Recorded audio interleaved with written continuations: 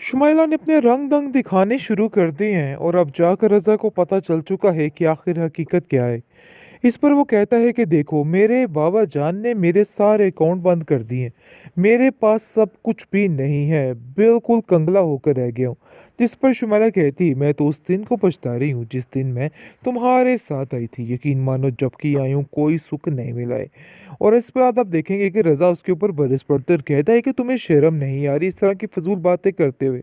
आखिर तुम क्या चाहती हो, क्यों इस तरह की हरकतें कर रही हो? तुम्हें क्या कुछ नहीं दिया, अपनी औकात तो देखो, औकात से बढ़ के तुम्हें मिला है। लेकिन जी आप देखेंगे कि उनके दरमियान काफ़ी ज़्यादा बहस चल रही है। दूसरी तरफ सारी बात बताती है जाके नसीम और कहती है कि आपकी वजह से उन दोनों के दरमियान काफ़ी ज़्यादा लड़ाई और बहस हो रही थी। इस पर वो कहती है तुम्हारा दिमाग ख़राब हो चुका है, आखिर मैंने ऐसा क्या कर दिया जिसकी वजह से इतनी बहस और लड़ाई छिड़ गई? मैंने तो उनको कुछ भी नहीं कहा है। इस पर वो सारा माजरा बयान करती है कि अब्दुल बारी बड़े शदीद गुस्से में था और कश्यप को कह रहा था कि आप ही की मदद करवाओ जाके और आप ही की मदद करवाती रहो। मैं उनको काम करता हुए नहीं देख सकता। जिस पर कश्यप उसके साथ काफ़ी ज़्यादा लड़ पड़ी और दोनों की आपस में काफ़ी जंग छिड़ चुकी, जिसको सुनकर शमीम के दिल को ठंडक पड़ जाती है। और वो कहती है कि इसका मतलब है निशाना जो है वो बिल्कुल सही जगह पर लग रहा है और वैसा ही हो रहा है जैसा मैं चाह रही थी। बहुत ज़्यादा खुश हो चुकी है ये बात सोच के और कहती है कि देख लो कितना अच्छा हुआ मेरे साथ। मैं तो सोच भी नहीं सकती थी कि इतना कुछ बेहतर हो सकता है। देखो कितनी चालाकी के साथ मैंने ये सब कुछ किया और मैं पकड़ी भी नहीं जा रही। लेकिन वो अपनी दिल की बात जो है नसीम को भी नहीं बताती है, क्योंकि वो जानती है कि नसीम को जब गुस्सा आएगा तो वो हर चीज़ को फूट पड़ेगी और कहेगी कि सब कुछ बाजी जानबूझकर कर रही है और ये सारा कुछ उसका नाटक है, इसके अलावा कुछ नहीं। और वो कहती है कि देखो भाई जितनी जल्दी हो सके तुम अपने घर चली जाओ, वरना यहाँ पर रहोगी तो मामला उधर भी काफ़ी ज़्यादा ख़राब हो सकता है। नहीं डाल सकता, ये तुम्हारी ज़िम्मेदारी है, खाना बनाना और हर कुछ करना। तुम खामख़ाह मेरी बहन पर सारा कुछ डाल के और सुकून से इधर बैठी हुई हो। देखो मैं ये बात हरगिज़ बर्दाश्त नहीं करूँगा। मैं तुम्हें आज बता रहा हूँ, लेकिन आइंदा मुझे ये सारी बातें ना करनी तलाशियाँ पड़े। की और सब कुछ किया, लेकिन अंदर ही अंदर वो सबकी जड़ें काटने के लिए तैयार बैठी हुई है। उसे लग रहा से रहा है कि जैसे उसका बाप सिर्फ़ और सिर्फ़ इस कश्यप की वजह से उससे दूर हुआ था और उसे छोड़ के चला गया। वो सरासर हर बात की गलती कश्यप पर डाल रही है और कश्यप को ही हर चीज़ में सज़ावार समझ रही है, लेकिन अपने पैरों पर पानी नहीं डलने दे रही। आप देखेंगे कि वो कहती है कि वैसे एक बात तो तय है कि मेरी ज़िंदगी बहुत ज़्यादा अधूरी हो गई अपने बाप के बगैर। जब का वो इस दुनिया से गया ऐसा लगता है सब कुछ ख़त्म हो गए। लेकिन आप देखेंगे कि कश्यप भी अकेली रह चुकी है, क्योंकि कश्यप का साथ देने के लिए मज़ीद कोई भी उसके साथ नहीं खड़ा है। बस 2 दिन की बहारें थी, जो उसने ऐश करनी थी कर ली, लेकिन अब मामला काफ़ी संगीन हो चुका है। दूसरी तरफ सायरा ने अपना बड़ा अच्छा और बेहतरीन कारोबार शुरू कर लिया है।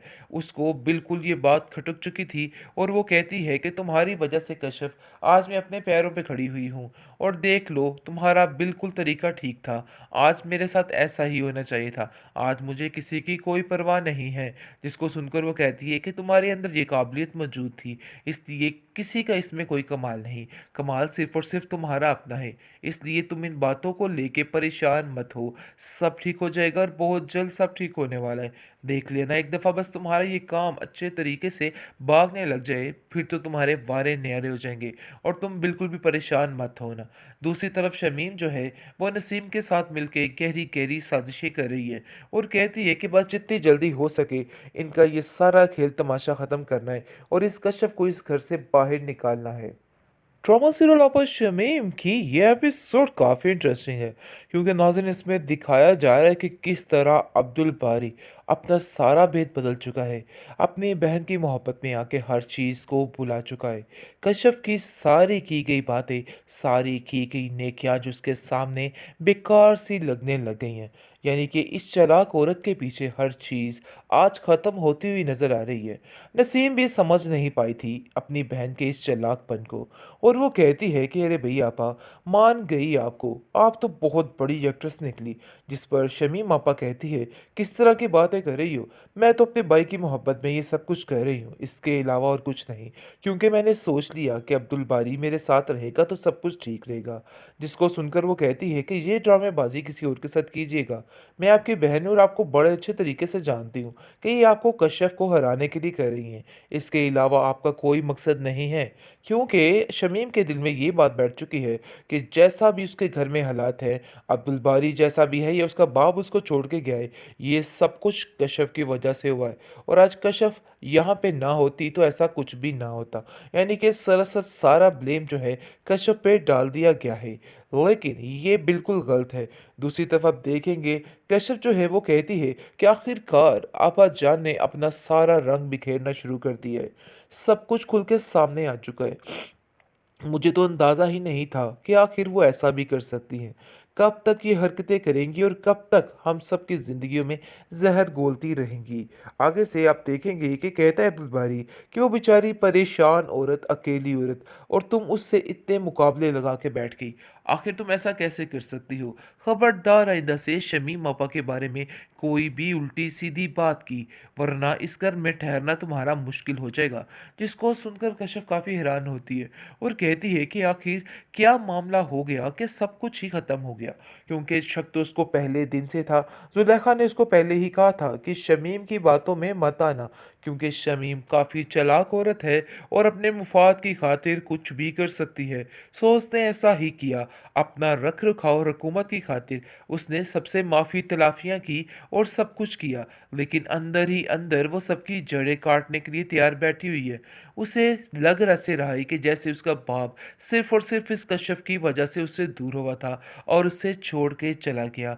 वो सरासर हर बात की गलती कश्यप पर डाल रही है और कश्यप को ही हर चीज़ में सज़ावार समझ रही है, लेकिन अपने पैरों पर पानी नहीं डलने दे रही।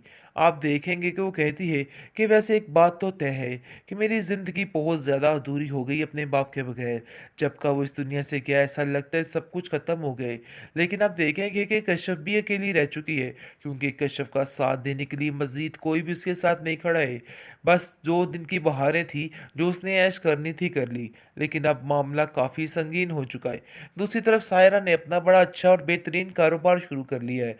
उसको बिल्कुल ये बात खटक चुकी थी और वो कहती है कि तुम्हारी वजह से कश्यप, आज मैं अपने पैरों पे खड़ी हुई हूँ और देख लो तुम्हारा बिल्कुल तरीका ठीक था। आज मेरे साथ ऐसा ही होना चाहिए था। आज मुझे किसी की कोई परवाह नहीं है। जिसको सुनकर वो कहती है कि तुम्हारे अंदर ये काबिलियत मौजूद थी, इसलिए किसी का इसमें कोई कमाल नहीं। कमाल सिर्फ़ और सिर्फ़ तुम्हारा अपना है। इसलिए तुम इन बातों को लेके परेशान मत हो। सब ठीक हो जाएगा और बहुत जल्द सब ठीक होने वाला है। देख लेना एक दफ़ा बस तुम्हारा ये काम अच्छे तरीके से भागने लग जाए, फिर तो तुम्हारे वारे न्यारे हो जाएँगे और तुम बिल्कुल भी परेशान मत होना। दूसरी तरफ शमीम जो है, वो नसीम के साथ मिलके गहरी-गहरी साज़िशें कर रही है और कहती है कि बस जितनी जल्दी हो सके इनका ये सारा खेल तमाशा ख़त्म करना है और इस कश्यप को इस